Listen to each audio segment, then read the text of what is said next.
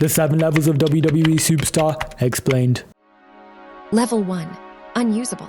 The superstars that despite being on the roster are just quite frankly not worth having. These are not even the jobbers, but the superstars who are just not even worth putting on TV. And just for some context, the way we are going to be creating these levels is we are going to imagine we have created the hottest new wrestling promotion and we have the current WWE roster to choose from. These levels will ignore all WWE booking and will simply take each superstar at face value purely off their in-ring ability, charisma, and overall character. And we'll be putting these superstars from level 1 to 7 based on where I would be putting them in my dream promotion. Starting at the bottom, these are the superstars I wouldn't even consider signing in my promotion. These would just be a waste of time and create an unnecessary hole in my pocket. The only 2 superstars that make this tier are Apollo Crews and Cruz del Toro. These are just the 2 superstars on the roster I don't see anything in right now. Apollo Crews is somebody we've seen win multiple mid-card titles, but somehow those titles only made him even less popular and even less of a draw. To hold a title and still be disinteresting is more tricky than it is easy, and that alone is a clear example of what defines a level 1 superstar. A level 1 superstar is somebody that is not standout in any avenue, whether that be in-ring ability, charisma, or promo skills. These are superstars that have absolutely nothing to offer, and even if booked perfectly will still get zero reaction from the crowd. Whilst there's not a whole lot to say about level 1 superstars, level 2 is actually where it starts to get interesting as we start to get a little bit of something to work with, just maybe not in the way the superstars themselves would like. Level 2. Jobbers. On a positive note, these are the first group of superstars to make it to our wrestling promotion. On the other hand, these are the guys we'll be selecting to eat up all the pins like a bowl of bootios. Superstars such as Otis, Eric Ivar, and Joaquin Wilde make this level. The difference between level 1 and level 2 superstars is that level 2 superstars actually do bring something valuable to the table. Otis is super charismatic and a very likable character, which is what makes him a very appealing asset to our wrestling promotion. Not to mention he is pretty nimble and athletic in ring for his size. And the same can be said for Eric and Ivar, 2 superstars that are built like absolute monsters but can somehow move like cruiserweights. The only issue with level 2 superstars, however, is they're still missing some of the core pillars to be considered a serious attraction for our show. For Otis and Joaquin, that's promo skills. And yes, I know Otis knows how to talk, but can he really be taken seriously at the top of the card? Eric and Ivar also are just missing some of that natural charisma. And if I'm being completely honest, I don't really find much interest in these vanilla powerhouses, because honestly it's a case of, okay, you're a huge powerhouse, but what else do you have to offer outside of that? For the War Raiders, there's not really any character displayed in or out of the ring. Sure, you can do a cartwheel from time to time which gets a cheap pop, but I can't really say I've ever willingly sat and watched an Otis or an Eric match. So level 2 has clearly sorted out the jobbers. Now level 3 is actually where we start to get to some of the real talent, some of the superstars we actually want to have on TV and actually want to win regular matches. Level 3.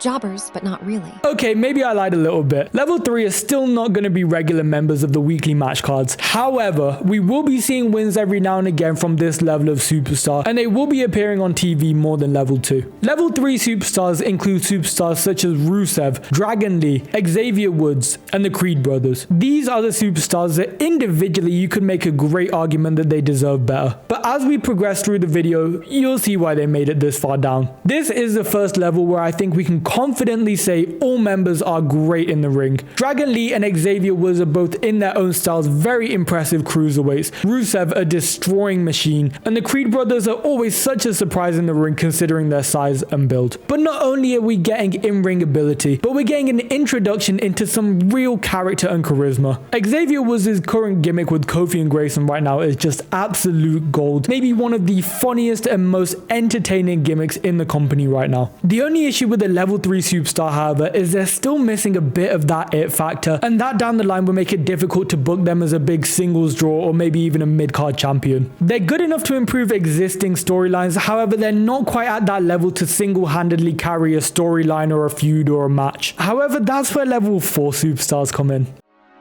Level 4.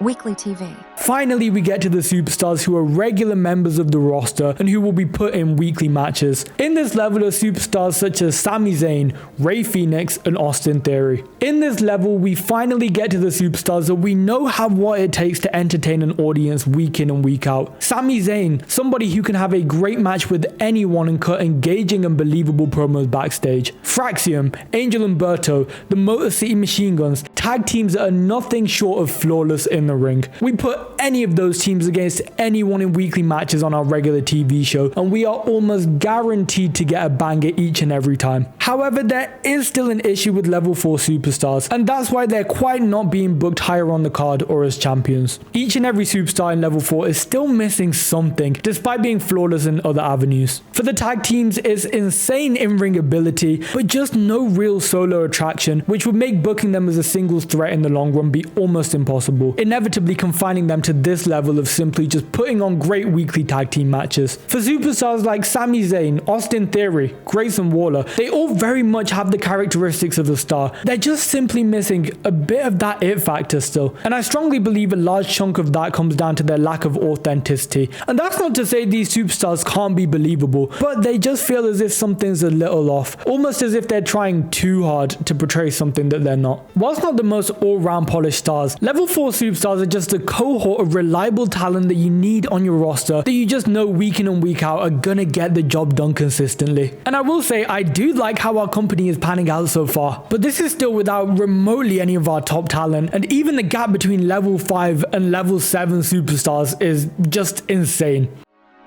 Level 5.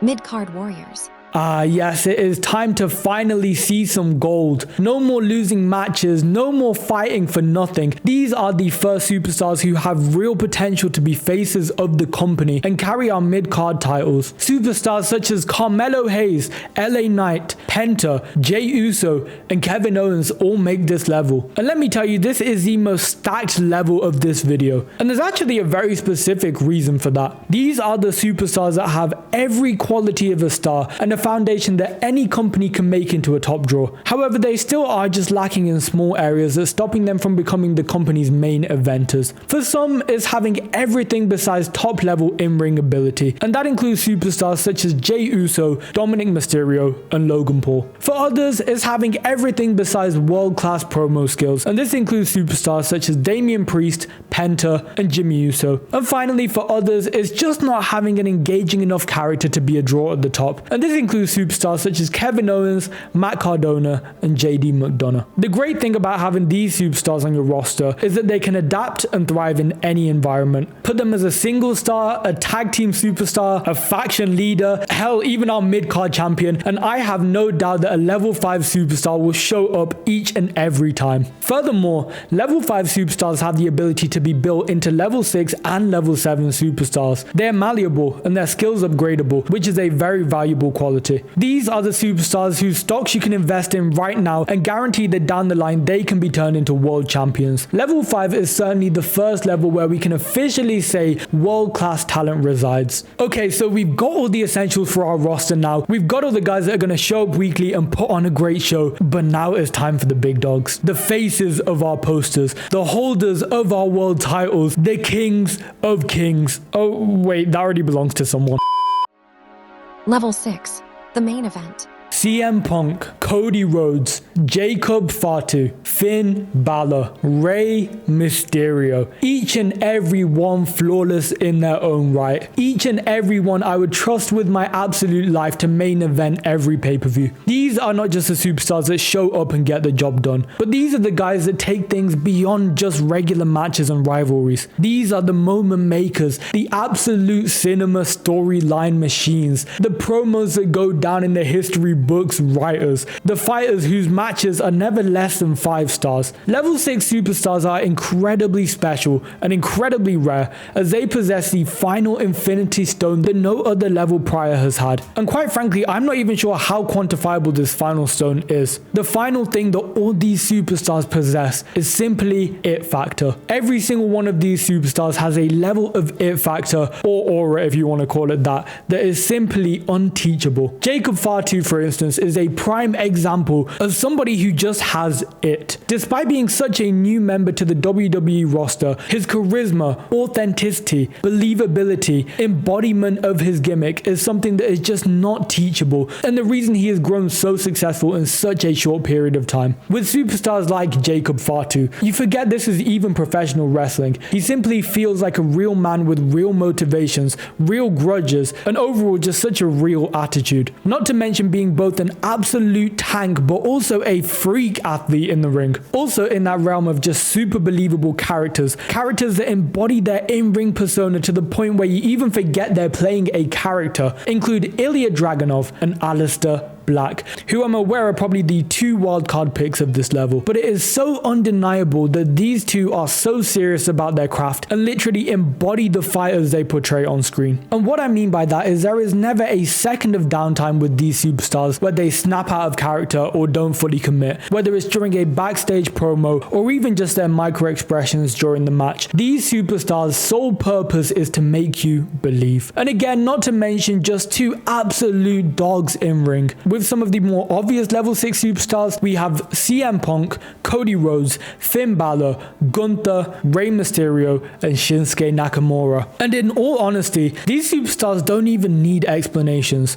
Phenomenons across the globe, conquering everything there is to conquer all over the world. Masters both in and out of the ring, and all equally faces of the company for prolonged periods of time in their own right. Each of these superstars has been passed the torch, some even on multiple occasions, to lead the entire company, and time after time they have delivered to the highest degree. And that's the thing with level 6 superstars. It's one thing to be able to deliver on weekly shows or when the stakes are low, but being the face of posters, the main events of WrestleManias, the ticket sellers of 200 plus shows a year, being able to perform to that world-class standard with that much pressure behind you as well is something that any wrestling promotion should want on their roster. And that's why I'm selecting this specific group of superstars to be my main eventers. And it's so crazy to say that after all of that, there is still a better caliber, a better group of superstars yet to come. What's also crazy to say is that you've made it this far into the video and still not subscribed. Okay, but seriously, level 7 is a different kettle of fish, reserved for the most elite of the elite. And this tier is so elite that there are only 6 members that could make this level.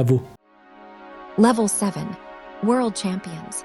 Okay, so we have our jobbers in level 2. We have our regular TV superstars in level 3 and 4. We have our mid-card division in level 5. And we have our main event superstars in level 6. And so far, I don't think we could have possibly created a better promotion for Redway Wrestling Entertainment. All we need now is the final cherry on top. Our 6 superstars to be our big time draws and maybe even our part-time world champions. Brock Lesnar. I mean, come on now, he is literally Brock Lesnar. I don't think there is or ever will be a superstar, despite what a lot of the IWC will say, there is a bigger box office attraction than Brock Lesnar. Up next, we have Drew McIntyre. Despite recently being world champion, somebody whose abilities are certainly slept on. And that's not to say Drew McIntyre is not appreciated or respected, but I do not think there is a singular better heel and storyteller than Drew McIntyre. He's just that superstar on your roster that you can put in a feud with any superstar, from main eventers to jobbers, and give Drew McIntyre a few weeks and the heat level on that feud is enough to get you looking like this. Next in level 7 may actually be a surprising one, and that is Obafemi. Despite being so new to the main roster,